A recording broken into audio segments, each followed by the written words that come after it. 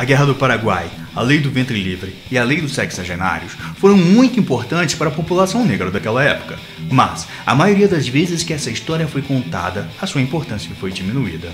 Eu li essas leis, analisei dados e eu vou explicar tudo. Acompanhe este episódio até o final e entenda o que poucas pessoas compreendem. Como esses acontecimentos afrouxaram as algemas da escravidão para atingirmos a abolição. E se você é estudante e quer aprender história de um jeito fácil, inscreva-se já no nosso canal. Se você acha que já sabe muito de história, inscreva-se também, porque este e meus outros episódios podem surpreender você. Eu sou o professor Luiz Felipe e você está no... História Rápida. Durante a Guerra do Paraguai, que foi de 1864 a 1870, alguns escravos foram libertos. O país precisava de soldados e aproveitou-se dos escravos para isso. Havia os chamados escravos da nação, que eram escravos que pertenciam ao governo. Os que quisessem e pudessem servir ao exército ganhariam a liberdade deles e, caso fossem casados com escravas da nação, ganhavam também a liberdade de suas esposas. Aliás, todos os escravos que se alistassem ganhavam a liberdade, mas eles só podiam fazer isso com a autorização dos seus donos. Alguns fugiam e se alistavam. Os escravistas que doassem escravos para a guerra recebiam gratificações, como medalhas e títulos de nobreza. Como a guerra ainda precisava de mais homens, os membros da Guarda Nacional e da Polícia que tivessem de 18 a 50 anos foram obrigados a se alistar no Exército ou na Marinha. Entretanto, se não quisessem ir, poderiam doar um de seus escravos para ir no seu lugar, ou comprar um escravo para esse fim. Depois, o governo começou a comprar escravos de quem quisesse vendê-los para colocá-los no exército como homens livres, porém com o compromisso de servir. Compravam homens de 16 a 35 anos que passassem pelo exame de saúde. Estima-se que o número de escravos libertos com a Guerra do Paraguai foi de 8.000 a 20.000 e acabou sendo a primeira libertação em massa do Brasil. Em 28 de setembro de 1871, foi aprovada a Lei Rio Branco, que tem esse nome devido aos esforços do primeiro-ministro, Visconde de Rio Branco, para aprová-la, e ficou mais conhecida como Lei do Ventre Livre. Ela foi assinada pela princesa Isabel, e de acordo com esta lei, os filhos de escravas nascidos a partir dessa data estavam livres e não poderiam ser tratados como escravos. Mais uma vez, o medo de revoltas de escravos foi importante para convencer os deputados a aprovarem esta lei. Mas se a mãe do bebê é escrava, como ela vai comprar comida, remédios e roupas para ele? Aonde ele vai morar? A mesma lei diz que o dono da escrava que teve o bebê deverá criá-lo e tratá-lo até os 8 anos de idade. Ou seja, terá que providenciar roupas, comida, um lugar para morar e atendimento médico quando fosse necessário. Tudo isso custa dinheiro, e os deputados não iriam aprovar uma lei que desse prejuízo aos donos de escravas. Então, para compensar, os donos de escravas tinham duas opções. Quando a criança completasse 8 anos, ele poderia optar por receber do governo 600 mil réis de indenização, e esse valor era equivalente ao preço da venda de um escravo da mesma idade. Ou a outra alternativa era fazer a própria criança pagar pelos gastos que ela causou. Para isso, o dono da escrava usaria dos serviços do menor até ele completar 21 anos. Os filhos de escravas que se encaixassem nesse caso eram chamados de ingênuos. Apesar de usarmos a palavra ingênuo para se referir a uma pessoa que não conhece a malícia, essa palavra de origem latina pode ser traduzida como nascido como cidadão. Esses menores não eram escravos e, se fossem submetidos a maus tratos excessivos, estariam livres dessas obrigações. A lei também criava um fundo de emancipação. Passou a ser cobrado um imposto sobre a venda de escravos e o dinheiro arrecadado seria usado anualmente para pagar essas indenizações e comprar escravos para libertá-los. Esta lei também libertava todos os escravos que fossem de propriedade do governo.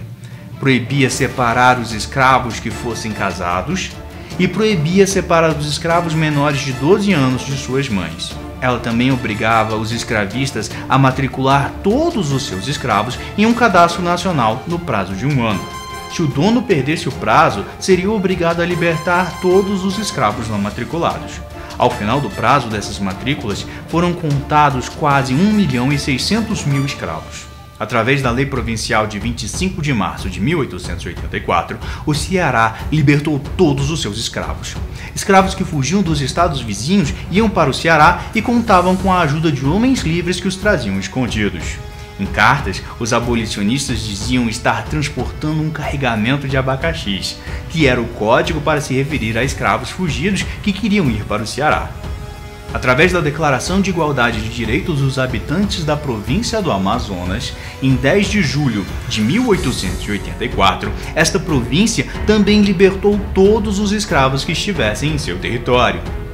Em 28 de setembro de 1885, foi aprovada a Lei Saraiva-Cotegipe, mais conhecida como Lei dos Sexagenários, ou seja, dos que têm 60 anos.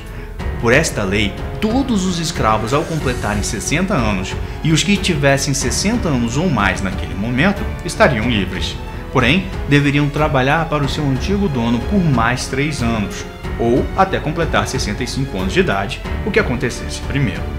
Mas esse trabalho não deveria ser pesado e com castigos como os dos escravos. O antigo dono deveria vesti-lo, alimentá-lo e tratar de suas doenças pelo resto de suas vidas. Estima-se que esta lei libertou menos de 4% dos escravos, mas, mesmo assim, foi muito difícil aprová-la.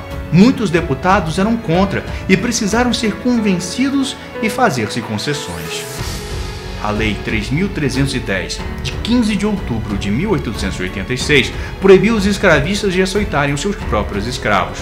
Quando um escravo se rebelasse, ele teria que ser julgado como qualquer cidadão livre e punido com as mesmas leis, ou seja, multas, prisões e degredos, e não mais chicotadas, palmatórias, espancamentos ou o uso da máscara de Flanders, que era uma máscara que impedia o escravo de comer e beber. Com esta lei, mais escravos começaram a ter coragem de tentar fugir. Com o tempo, mais e mais pessoas se tornaram contra a escravidão. A polícia se recusava a procurar escravos fugidos. O exército se recusava a atacar quilombos. Abordagens ultrapassadas da história diziam que a Guerra do Paraguai, a Lei do Ventre Livre e a Lei dos Sexagenários não tiveram nenhuma importância na libertação dos escravos.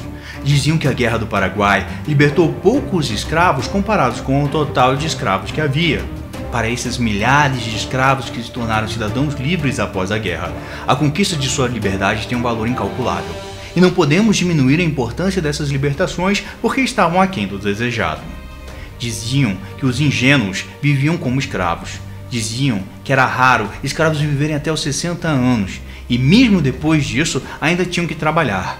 Mas precisamos levar em consideração todas as diferenças que havia entre o que era ser um escravo e ser um cidadão livre com obrigações de trabalhar.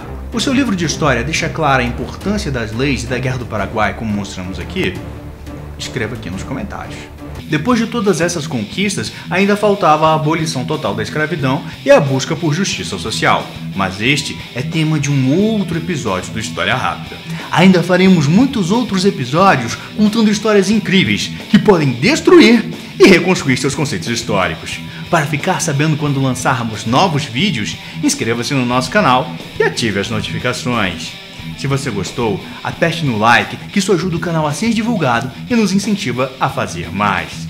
O canal História Rápida está no YouTube e em agregadores de podcasts como Anchor, Google Podcasts e Spotify. No YouTube temos muitos outros vídeos sobre a pré-história, a Idade Antiga, a Idade Média, a Idade Moderna e a Idade Contemporânea. Se você ainda não viu, dê uma olhadinha que você vai gostar. Nos vemos no próximo episódio. Até lá!